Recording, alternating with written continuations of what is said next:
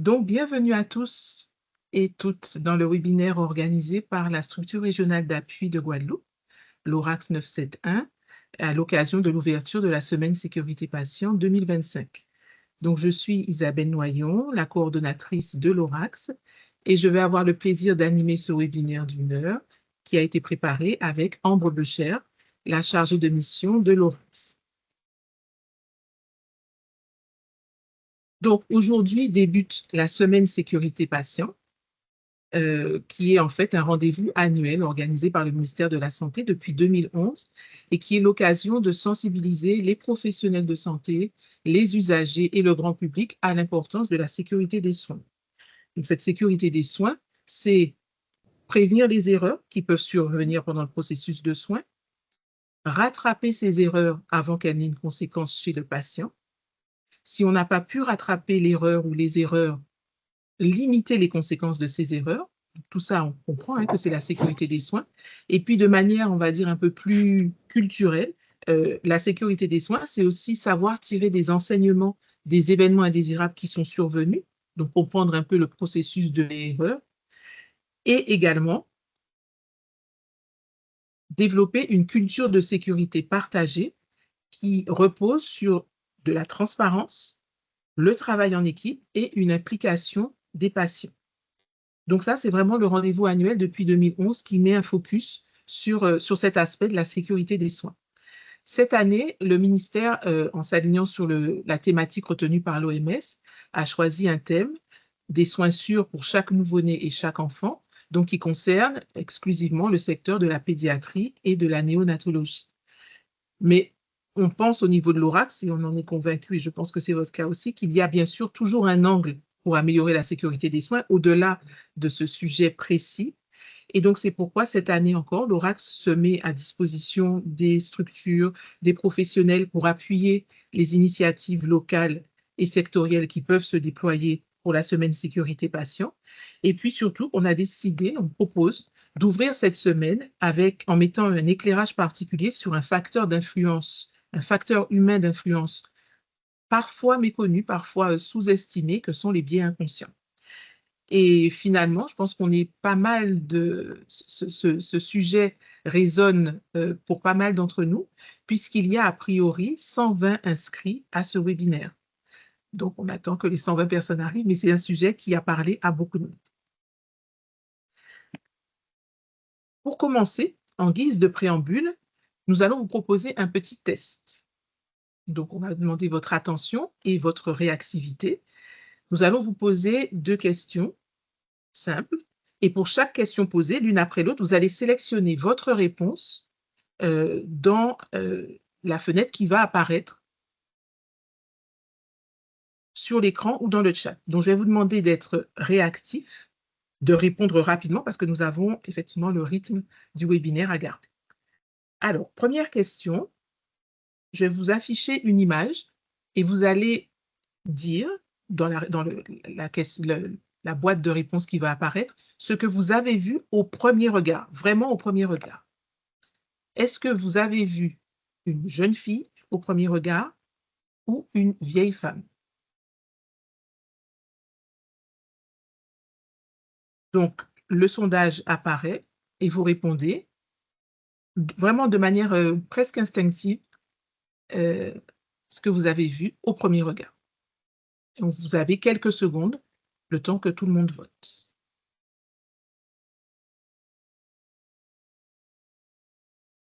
Et on va débriefer dans quelques secondes. On va passer à la deuxième question. La deuxième question, c'est un petit problème simple. Donc voilà, on va arrêter pour cette première image et on va se concentrer sur la deuxième question. Pose un petit problème simple. Une balle et une raquette coûtent 1,10 € au total. La raquette coûte 1 € de plus que la balle. Combien coûte la balle? Est-ce qu'elle coûte 10 centimes, 5 centimes ou 15 centimes? Et là, vous aurez encore moins de temps que pour l'image pour répondre, maintenant qu'on est ensemble. Répondez. Quel est le... Alors, ce que je vous propose, c'est qu'on puisse débriefer très vite sur ces 2 images, puisque là, vous avez vu qu'on n'est pas du tout dans le domaine de la santé. D'abord sur l'image, alors je vais essayer de passer la souris. Pour ceux qui ont vu une jeune femme, je pense que vous avez vu une jeune femme de profil un peu ici. On voit son nez, on voit ses cils, on voit son oreille, ses cheveux et elle a une espèce d'étole sur la tête. Et ça, c'est peut-être un collier qu'elle a dans le cou. Mais on peut aussi voir une vieille femme. Et dans ce cas-là, la vieille femme est plus tournée vers nous. Ici, ce serait son œil. Là, ce serait son nez. Et là, sa bouche.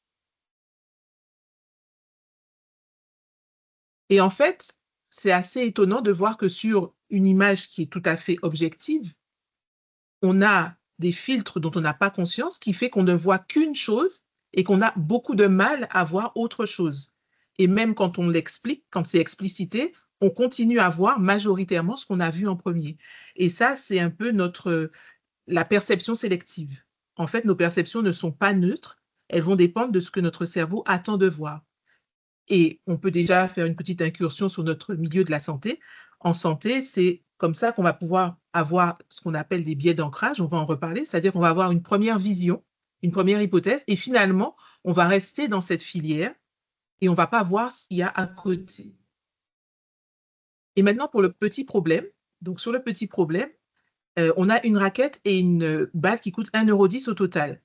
De manière intuitive, on répond 10 centimes. Je crois qu'Ambre disait que c'était la majorité des réponses. On se dit, la raquette coûte 1 €, le total fait 1,10 €. Non, on se dit, on croit entendre, la raquette coûte 1 €.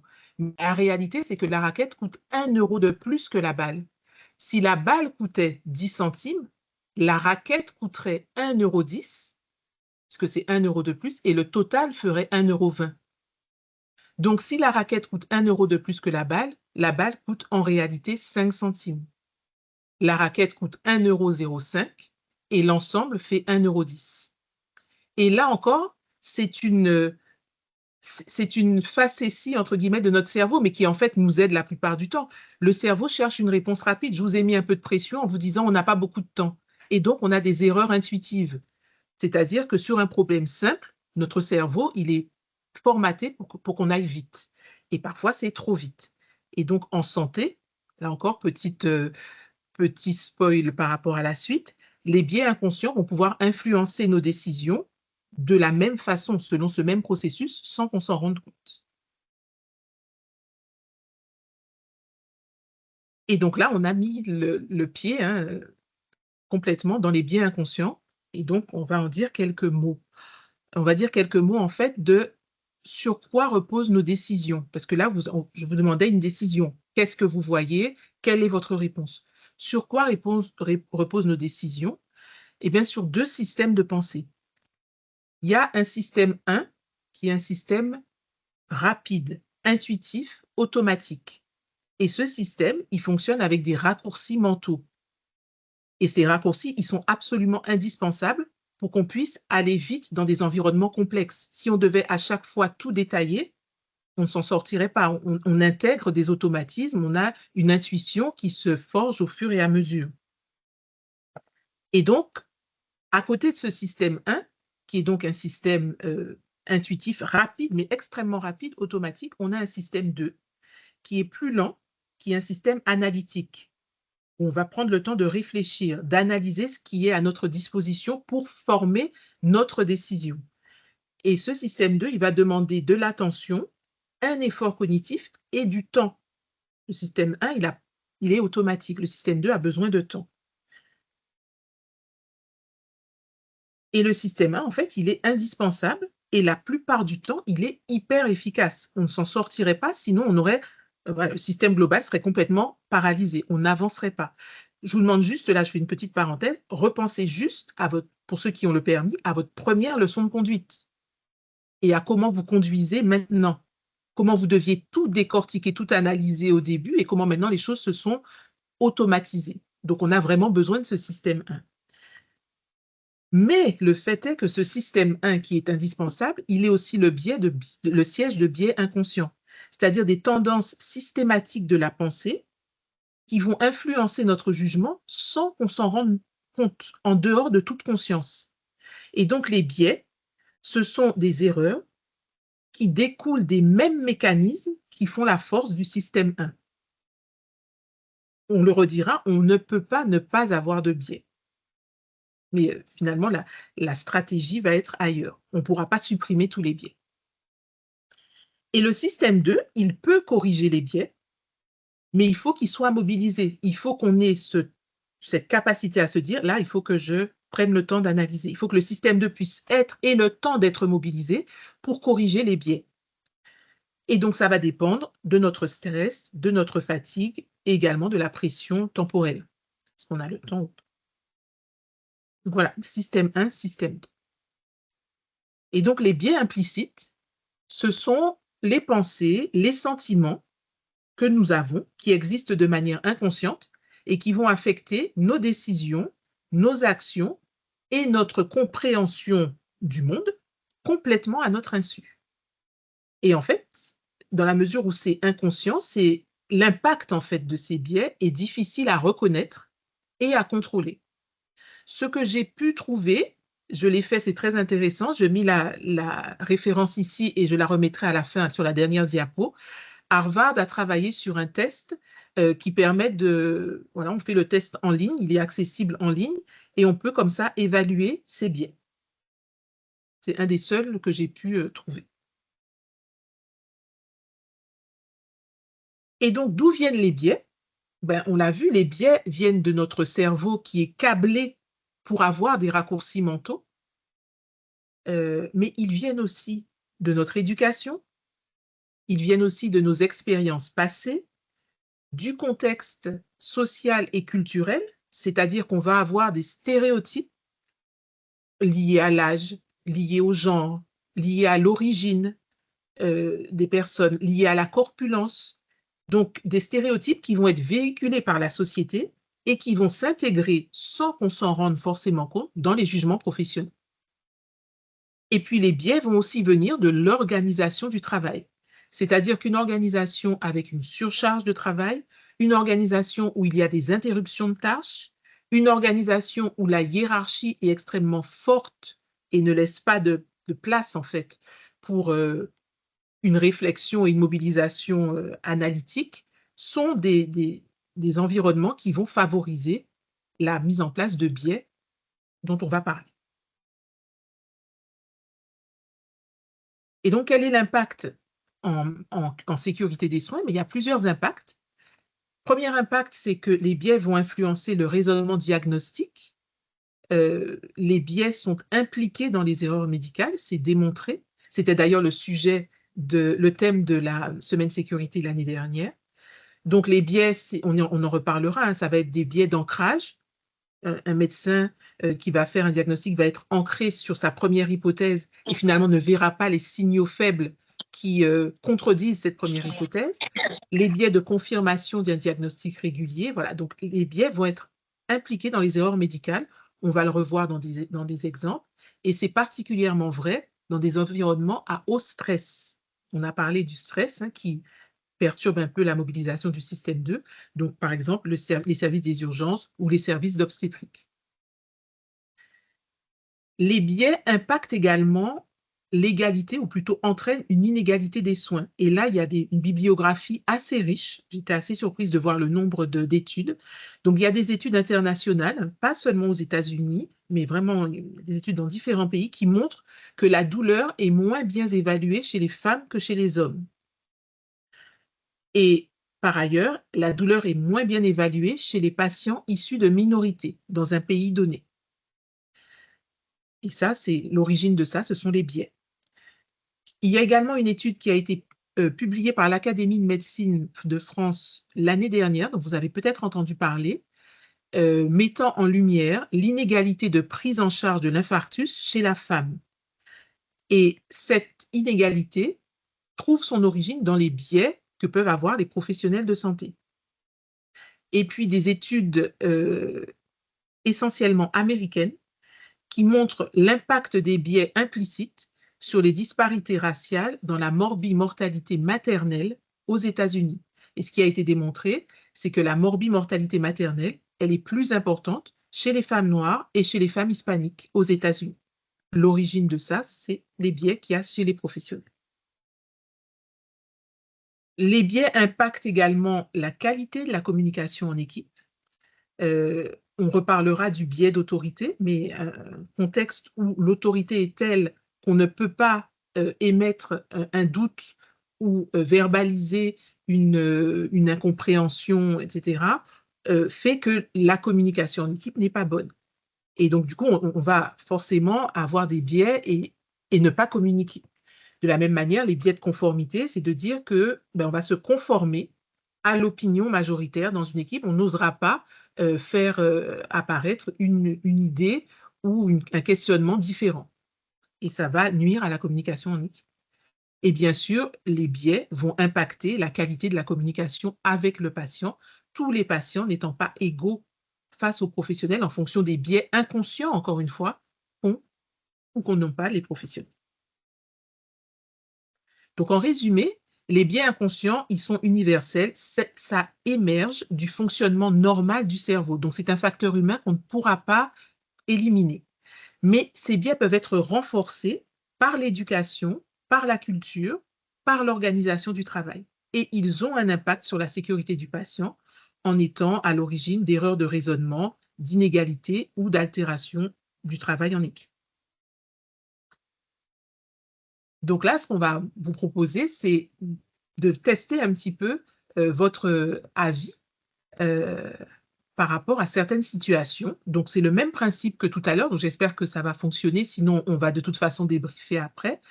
Je vais vous présenter une situation, 3 possibilités de réaction immédiate, et vous allez choisir celle qui, de manière très honnête et transparente et spontanée, correspond à ce que vous auriez fait.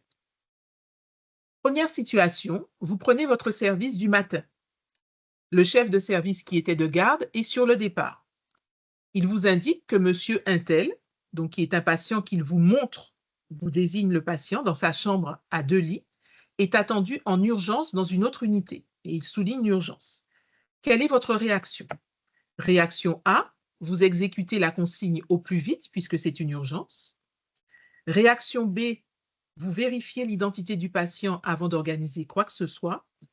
Réaction C, vous commencez à organiser le transfert en reportant les vérifications à plus tard. Donc là encore, j'ouvre une fenêtre et vous allez répondre, choisir quelle est votre réaction. Alors, allez-y rapidement pour que ce soit le plus vraiment spontanément.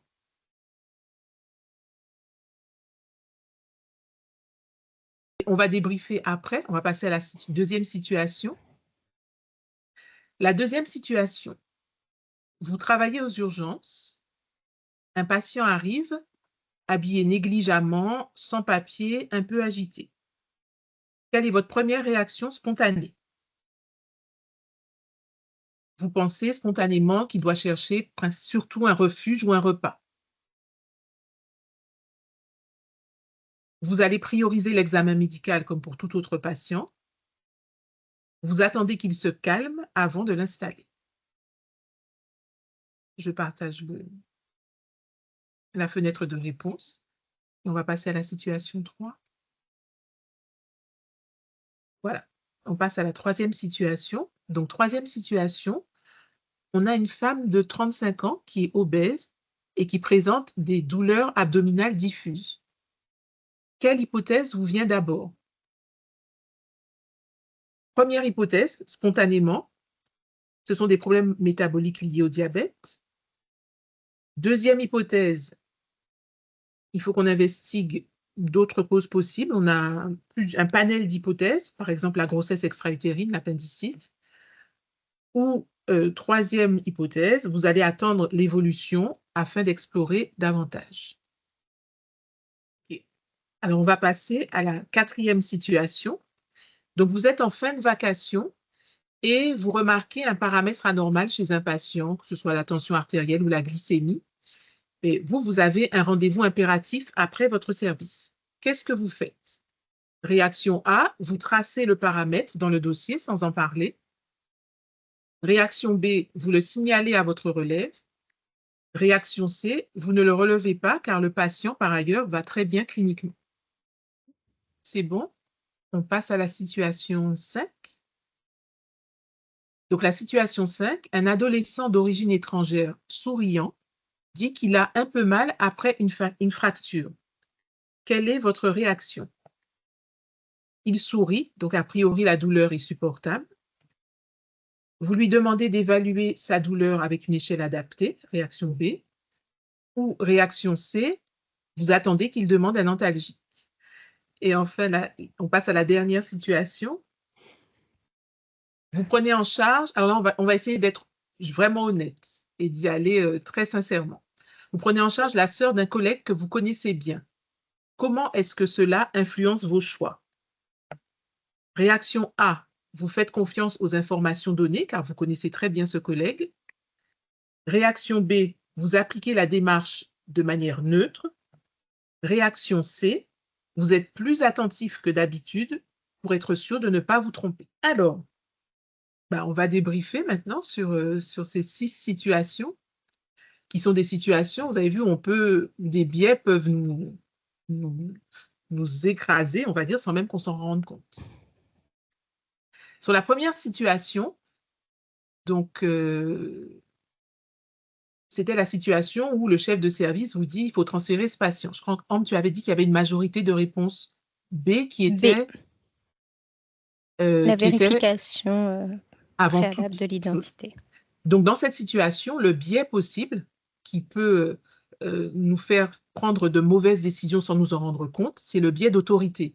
C'est-à-dire qu'on va avoir tendance à accepter sans questionner une information qui vient d'une figure experte ou d'une figure hiérarchique. Et ça, on ne s'en rend pas compte. Et donc dans cette situation-là, le risque, c'est une erreur d'identité. C'est qu'en fait, on puisse transférer le mauvais patient ou réaliser des actes sur le mauvais patient. Et donc, le conseil à donner dans un cas comme ça, c'est d'abord de se dire qu'on doit avoir son petit thésaurus automatisé des situations où on doit, quel que soit le contexte, quelle que soit la personne qui vous donne l'information, on doit faire une pause pour s'assurer que c'est vraiment la bonne information. Et l'identitovigilance en fait partie. C'est-à-dire qu'à chaque fois qu'on est dans une situation où l'identité est en question, quelle que soit la personne qui nous donne l'info, il faut qu'on ait une alerte pour se dire: attention, identitovigilance, là, je vérifie. Et puis le deuxième conseil, c'est qu'il faut absolument, et là c'est pour l'aspect organisation et manager, promouvoir une culture où chacun peut questionner et confirmer une information, même si elle vient d'un supérieur. Si on est dans ce climat d'autorité qui jamais ne peut se tromper, forcément, on aura tendance à aller vers ce biais d'autorité. Sur la deuxième situation, donc c'est la situation du patient qui arrivait habillé négligemment. Donc là, la tendance, c'était plutôt quoi? Alors là, c'est un tout petit peu plus nuancé. On a quand même une majorité de B, donc c'est-à-dire un examen médical qui est priorisé, comme pour tout patient. Et après, on a eu 20 réponses pour ça et 13 réponses pour la réponse C, le fait d'attendre qu'il se calme.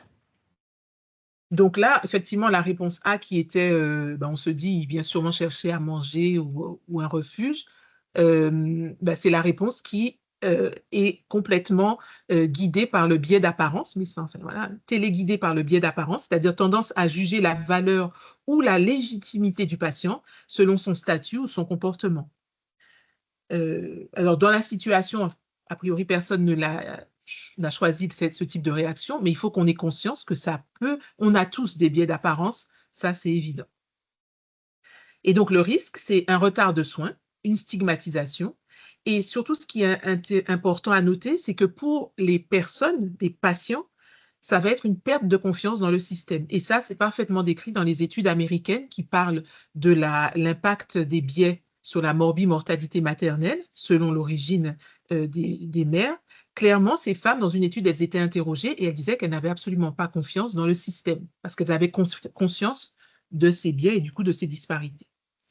Et donc le conseil, bien sûr, c'est d'appliquer le même protocole d'accueil et d'évaluation à tous les patients, indépendamment de leur apparence. Là, c'est un peu une porte ouverte qu'on enfonce, mais voilà.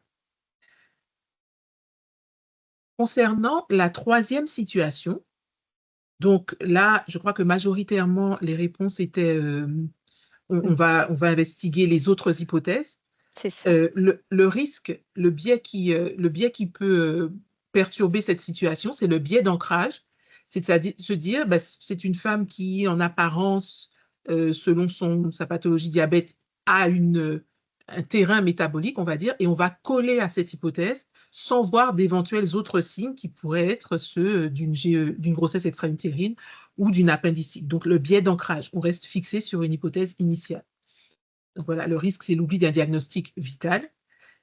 Et le conseil, bien sûr, c'est de toujours garder une démarche d'hypothèse différentielle, même si on a un facteur dominant qui saute aux yeux. Chercher le facteur dissonant. Sur la situation 4, donc en fin de vacation, vous êtes pressé et votre objectif, en fait, c'est de quitter le service. Et il y a un petit grain de sable qui apparaît, mais la question, c'est de se dire, est-ce qu'on ne va pas le minimiser? Est-ce que c'est vraiment important, ce grain de sable? Après tout, il a l'air d'aller bien, le patient. Donc, le biais possible dans la situation, c'est le biais de minimisation, de relativiser une donnée clinique isolée, ou alors la déléguer, ça va être de tracer dans le dossier, mais sans donner l'alerte.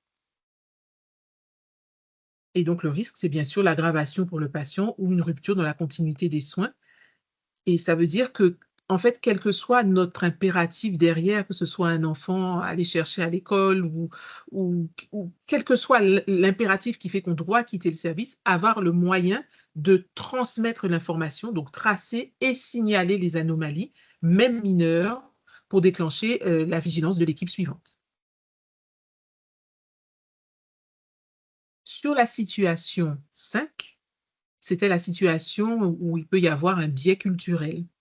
Vous vous souvenez, je vous ai dit que dans la bibliographie, on voit que la douleur est toujours, il est démontré que la douleur d'une personne appartenant à une minorité dans un pays donné est toujours sous-évaluée, est toujours moins bien évaluée que la douleur d'une personne du pays elle-même. Et donc là, on peut avoir le fait de se dire, il sourit, mais certaines personnes sourient malgré la douleur, et de se dire, ben voilà, on va confondre le sourire ou le fait que la personne parle avec l'absence de douleur. Parce que dans notre culture, quand on a mal, on ne sourit pas. Quand on a mal, on ne parle pas. Donc, c'est ce biais culturel, encore une fois, biais inconscient, biais implicite. Le risque sous prise en charge de la douleur et puis des complications et un vécu d'injustice pour le patient. Donc, bien sûr, le conseil dans cette situation précise, c'est d'avoir des échelles d'évaluation adaptées, même s'il y a une barrière linguistique, et surtout ne pas se fier à l'expression faciale ou culturelle. Et enfin, la situation 6, la situation qui est une des plus piégeuses, c'est celle qui peut être perturbée par le biais de proximité. C'est-à-dire que quand on est proche d'une personne ou là, en l'occurrence, de la sœur, enfin de la sœur ou du collègue qui est le frère de la patiente qu'on va examiner, ben on va avoir tendance soit à relâcher la vigilance, parce que, ben, disons qu'on est entre confrères, donc s'il m'a dit ça, c'est bon, je ne vais pas vérifier, soit au contraire, à surinvestiguer. Parce que là, on se dit, ben, c'est un ami, c'est un collègue, il ne faut surtout pas qu'on se trompe, on va multiplier les examens, on va faire ce qu'on ne ferait pas de manière standard. Donc, le risque, c'est de dévier du protocole standard et d'avoir finalement des erreurs par excès ou par défaut de rigueur. Et le conseil, bien sûr, c'est de traiter un proche comme tout autre patient.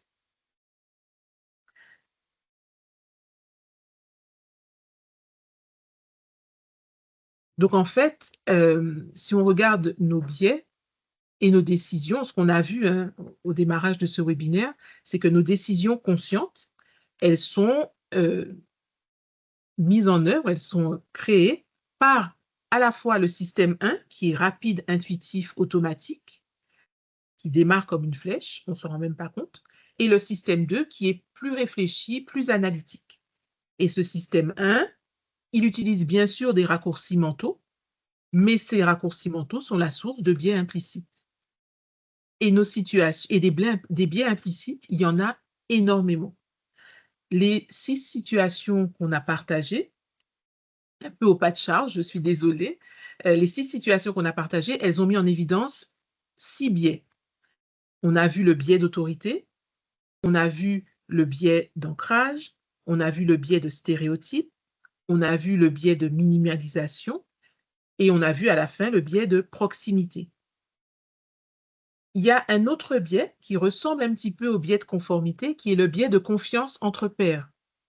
C'est-à-dire que si un collègue me donne une information, ben, je vais faire confiance, je ne vais pas chercher à vérifier, je lui fais confiance, c'est mon collègue, et voilà. Et certes, alors la plupart du temps, ça fonctionne, mais comme je vous disais, il y a des points pour lesquels que ce soit collègue ou pas, on doit vérifier, on doit s'assurer qu'on n'est pas en train de se laisser piéger de manière totalement involontaire. Donc, le biais de confiance entre pairs. Il y a également le biais de confirmation, où on va ne voir que ceux qui confirment notre hypothèse initiale ou notre action initiale, et on va ignorer tout ce qui pourrait être signaux d'alerte, tout ce qui est en dissonance par rapport à ce qu'on est en train de faire ou ce qu'on envisage de faire ou ce qu'on a identifié comme diagnostic, par exemple. Et il y a également un autre biais qu'il est important de connaître, c'est l'effet tunnel. Donc, la HAS a publié un document d'information sur l'effet tunnel en 2023. L'effet tunnel, qu'on appelle aussi tunnelisation, c'est en fait les situations où l'attention du professionnel va être tellement focalisée sur un objectif que le professionnel ne va ni entendre ni voir les différents signaux d'alerte qui émergent au fur et à mesure et qui devraient lui faire changer son approche, voire arrêter le geste qu'il est en train de faire pour éviter d'aller vers l'événement indésirable. En fait, il y a une espèce de fermeture mentale. Le professionnel, mais sans s'en rendre compte, c'est ça qui est terrible, sans s'en rendre compte, le professionnel va se fermer à toutes les autres possibilités, il va perdre tout esprit critique. Il ne va pas s'en rendre compte, donc c'est un blocage presque, hein. Il est fixé, comme si on est dans un tunnel et qu'on ne voit que la lumière qui est au bout et il n'y a que ça qui compte, il est fixé sur son objectif et vu de l'extérieur, le reste de l'équipe, les personnes qui observent vont vivre ça comme de l'obstination. Il faut arriver à comprendre qu'il est dans un tunnel. C'est important qu'une équipe connaisse cet effet tunnel, aussi bien pour la personne qui en est victime que pour l'équipe autour, pour qu'elle puisse savoir comment le faire sortir de ce tunnel. Et puis, un autre biais aussi qu'on peut citer, c'est le biais d'automatisation, c'est-à-dire qu'on va avoir des résultats, par exemple, en lien avec un automate, une machine, entre guillemets, qui sont en dissonance par rapport à ce qu'on voit cliniquement, mais pour autant, on se dira, si c'est la machine qui le dit, c'est que c'est ça. Et donc, ce biais d'automatisation fait confiance à la machine plus qu'au jugement humain. Donc là, on a des biais. On a bien compris qu'on ne peut pas s'en défaire, mais qu'est-ce qu'on peut préconiser pour les gérer au mieux, pour gérer au mieux en tout cas l'impact de ces biais et que ça n'influe pas négativement sur la sécurité des soins, puisque c'est notre propos. Donc les biais sont inévitables et tout l'enjeu là, ça va être de définir les stratégies qui vont permettre de limiter les effets délétères des biais sur la sécurité des soins. Il y a des stratégies individuelles, des stratégies collectives et des stratégies organisationnelles. D'un point de vue individuel, et ça c'est valable dans le domaine de la santé comme partout, puisqu'on a dit que les biais c'était humain, arriver à gérer l'impact des biais passe forcément par le fait de prendre conscience, d'accepter que nous avons tous des biais. Une des stratégies, ça va être ce qu'on appelle la métacognition, c'est-à-dire être capable de réfléchir à son propre raisonnement. Faire une sorte de pas de côté ou un pas un petit peu au-dessus de soi-même et de se dire, là, je suis en train de réfléchir, je suis en train de prendre une décision, est-ce que je ne suis pas en train de me laisser piéger par mes propres biais? Donc, être en capacité de prendre ce recul. Être également, c'est une autre stratégie, être également en capacité de prendre des pauses de sécurité dans notre réflexion qui est non-stop, des time-out cognitifs, c'est-à-dire prendre quelques secondes pour vérifier et se dire là, je suis sur un processus ou dans un contexte où, hop, petite pause, quelques secondes, et je suis en train de visualiser un petit peu comment je réfléchis. C'est également être à la recherche de l'information dissonante et pas toujours chercher à se conforter par des confirmations, mais chercher ce qui fait dissonance et ce qui du coup devrait nous permettre de prendre conscience d'un biais. Et puis se méfier des situations qui sont à risque de biais, comme des situations d'urgence, comme la fatigue, comme la surcharge. Il y a une alerte mnémotechnique anglophone, on va dire, pour ça, c'est le HALT, donc c'est l'acronyme. Si on est dans une situation où on a faim, hungry, une situation où on est fâché, on est en colère, angry, une situation où on est en retard, late, ou une situation où on est fatigué, tired, donc c'était les lettres de HALT, ça doit nous dire, attention, warning, on est dans un état émotionnel défavorable et il est temps de faire une pause. Donc à chaque fois, c'est vraiment cette capacité à réfléchir sur soi-même. Est-ce que j'ai faim? Est-ce que je suis en colère? Est-ce que je suis en retard? Est-ce que je suis fatiguée? Et du coup, là, je suis beaucoup plus vulnérable à mes biais qui peuvent peut-être m'entraîner sur une route qui n'est pas la bonne. Ça, ce sont les stratégies individuelles. Ensuite, dans nos exercices, qui sont souvent des exercices d'équipe, on a des stratégies collectives qui peuvent être mises en place pour limiter l'impact des biais.